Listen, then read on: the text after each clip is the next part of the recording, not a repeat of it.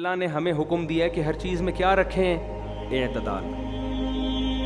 تو اعتدال میں پیسے خرچ کرنے میں اعتدال. میں انشاءاللہ اس ٹاپک کو اگلے ہفتے دوبارہ لے کے چلوں گا.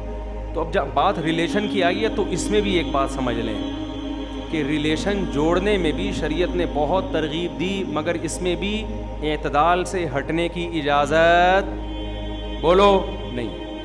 اعتدال سے کیسے ہٹیں گے؟ آپ نے اتنا خرچ کرنا شروع کر دیا کہ کل خود دوسروں سے آپ بھیک بولو مانگ رہے ہیں. آپ کہہ سکتے ہیں کہ اللہ نے جب خود وعدہ کیا ہے جتنا دو گے میں لوٹاؤں گا، تو اس کی نوبت کیوں آتی ہے کہ ہم اتنا خرچ کر رہے ہیں کل دوسروں سے بھیک مانگ رہے ہیں؟ اس کا مطلب اللہ واپس نہیں کرتا. دیکھو اللہ واپس کرے گا، بڑھا کے دے گا، لیکن کب دے گا، کیسے دے گا، یہ کس پر ہے؟ اللہ پر ہے. ایسا نہیں ہوگا ادھر 50 روپے دیے دوسری جیب میں ہاتھ ڈالا تو 100 روپے نکلے آپ کی جیب سے. ایسے ہونا شروع ہو جائے تو سب لوگ اسی کو بزنس بنا لیں گے. تو اللہ نے ایک معیار رکھا، میں آزماؤں گا. میں کیا کروں گا؟ آزماؤں گا. تو اس لیے علماء کہتے ہیں آپ کا اللہ پہ توکل کتنا ہے. نبی کا 100% توکل تھا، نبی نے سارا دے دیا. صبح کو سوچا نہیں کہ شام کو کچھ کھانے کو ہوگا بھی کہ نہیں ہوگا. کوئی بات نہیں، نہیں ہوگا تو بھوکے سو جائیں گے، کوئی مسئلہ نہیں.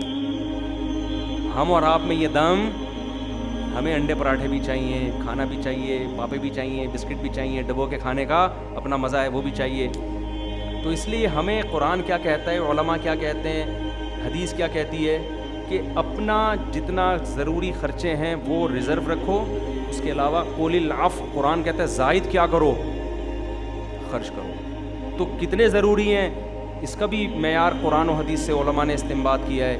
1 سال کے ضروری خرچے آپ سیو کر لیں. سمجھ میں آ رہی ہے بات؟ آپ کا منتھلی خرچہ 1 لاکھ روپے کا ہے فرض کرو. گھر کی کیلکولیشن کی اپلیکیشن آ رہی ہیں آج کل، آپ ڈاؤن لوڈ کر لیں. بعض لوگ کرتے ہیں حساب لکھنا نہیں چاہیے، اس سے بے برکتی ہوتی ہے. یہ بالکل غلط ہے. حساب لکھنا چاہیے، قرآن نے لکھنے کا حکم دیا. آج کل موبائل میں کھاتے بک کے نام سے اور اس طرح کی بہت ساری اپلیکیشن آ رہی ہیں. آپ میرڈ ہیں تو آپ ایک اپلیکیشن بنا لیں. میرے تینوں گھروں کی اپلیکیشن بنی ہوئی ہے.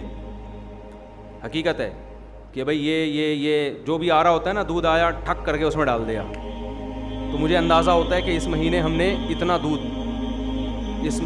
یہ نہیں کہ ہر وقت کنجوسوں کی طرح اس کو دیکھ رہا ہے، اتنے پراٹھے آ گئے تو اتنے دودھ آ گئے، یہ 3 انڈے کہاں سے آئے.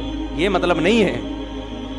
مطلب یہ ہے کہ منتھلی آپ کو ایک لمسم اندازہ ہونا چاہیے کہ پیسے جا کہاں رہے ہیں. اس کا فائدہ یہ ہوگا کہ بعض دفعہ فضول چیز میں بہت زیادہ پیسے جا رہے ہوتے ہیں، تو انسان کو اندازہ ہوتا ہے یار یہ فضول چیز سے میں بچا کے فلاں جگہ خرچ کر سکتا ہوں. یہ فائدہ ہوتا ہے. تو ایک تمیز سے نا اپنا ایک کوئی کھاتا بنائیں. پھر آپ دیکھیں یار میرا منتھلی خرچہ فار ایگزامپل 1 لاکھ روپے ہے. آپ فرض کر لیں جی 1,10,000 ہے، احتیاطاً 1 لاکھ کیا کر لیں 10. اب آپ نے کیا کرنا ہے، آپ کا 1,10,000 یا 2 لاکھ، بہت ہنس کھیل کے 2 لاکھ رکھ لیں. آپ 2 لاکھ میں آپ کا بڑے ہنس کھیل کے گزارا ہو رہا ہے. 2 لاکھ کو ضرب دے دیں 12 سے تو کتنے ہو گئے؟ 24 لاکھ. 24 لاکھ کیش کی رقم میں نہیں، کیش تو گر رہا ہے. گولڈ لے کے ڈال دیں یا کوئی پراپرٹی لے کے ڈال دیں. 1 سال کا مال آپ نے کیا کر لیا؟ اسٹور. میں سمجھا پا رہا ہوں اپنی بات؟ اس کے بعد آپ نے کیا کرنا ہے؟ بولو نا، خرچ. بے شک اپنی ذات پہ خرچ کر لو، میں یہ نہیں کہہ رہا کہ سارا اڑا دو. اب رکھو نہیں، سیو نہ رکھو، محفوظ نہیں رکھو. آپ اب اڑاؤ، خود پہ بھی اڑاؤ، رشتہ داروں پہ بھی اڑاؤ. اگر آپ سمجھتے ہو مر گیا تو بچے کہاں سے کھائیں گے، پراپرٹی لے کے بچوں کی نیت سے ڈال دو، یہ بھی ٹھیک ہے. سمجھ میں آ رہی ہے بات کہ نہیں آ رہی؟ لیکن اب خرچ کرو اس کو. مال روکنے والا، جمع کرنے والا اللہ کو پسند نہیں ہے. الذی جمع مالا وعددا، اللہ نے جہنم کی وعیدیں سنائی ہیں. وہ لوگ جو مال جمع کر کے گنتے رہتے ہیں کہ اتنے ہو گئے، اتنے ہو گئے، اتنے ہو گئے. یحسب ان مالہ اخلدا، اللہ کہتے ہیں اس کا خیال ہے ہمیشہ رہے گا اس کے ساتھ. ابے تو مرنے والا ہے تھوڑے دنوں میں، کیا کرے گا اس کا؟ قبر میں جانے والا ہے، کھا کھلا بس، گاڑی خریدو خاندانی قسم کی. سمجھ رہے ہو کہ نہیں سمجھ رہے؟ کما رہا ہے تو خاندانی شادی کرے اس پیسوں میں. مہر دیکھو 20,000 5,000 یہ مہر چل رہے مارکیٹ میں. وہ 500 میں جس کو ڈاکٹر ملے گا تو تمہیں 5,000 میں مہر میں 5,000 مہر میں کیا بیوی ملے گی یار تمہیں؟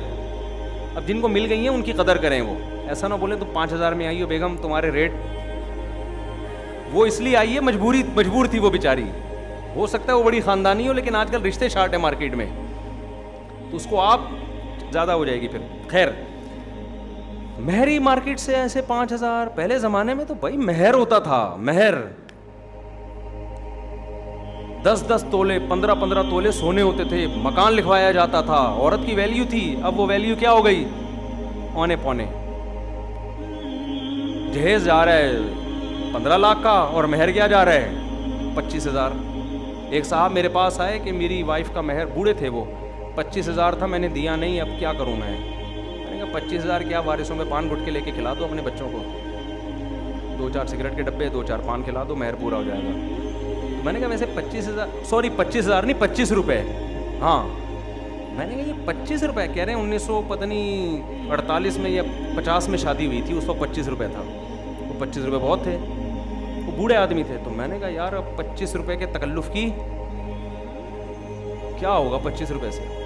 پتہ نہیں ان کا مہر تھا, ان کے ابا کا یا ان کے دادا کا, وہ وراثت کے حکام پوچھ رہے تھے. میں نے کہا حضرت 25 روپے مجھے دے دو میں آپ کے بچوں کو لالی پاپ خرید کے دے دیتا ہوں اس سے. تو وہ مہر بھی نہیں دے رہے ہوتے, وہ بھی بیوی کے مرنے کے بعد. تو میرے بھائی, رشتوں کو نبھانا اللہ کا حکم, تو اس میں اعتدال کیا ہے کہ اڑاؤ پیسہ, خرچ کرو, 1 سال کا کیا کر لو, اسٹور کر لو, تاکہ دل بھی وہ نہ ہو نا, پریشان نہ ہو, سکون ہو. اس سے زیادہ تو خرچ کرو, اس سے زیادہ بھی خرچ نہیں کرتے. جمع جمع جمع جمع کر کے ایک دن دھماکے کے ساتھ پھٹ پھٹا کے قبر میں چلے جاتے ہیں, اور آخرت میں جیبیں خالی. آخرت میں کیا ہے, وہ اٹھنی ہے جو وائپر صاف کرنے والے کو, وائپر سے شیشہ, گاڑی کا شیشہ صاف کرنے والے کی تو بچانہ نے پکڑا دیے تھے.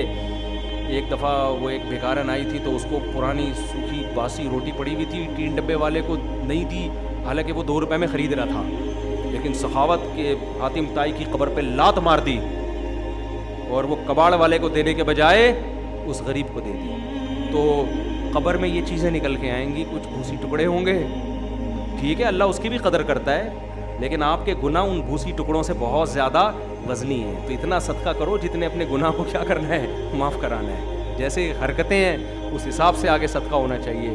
اللہ ہمیں رشتوں کو نبھانے کی توفیق عطا فرمائے. سبحانک اللہم و بحمدک، نشہد ان لا الہ الا انت، نستغفرک و نتوب الیک.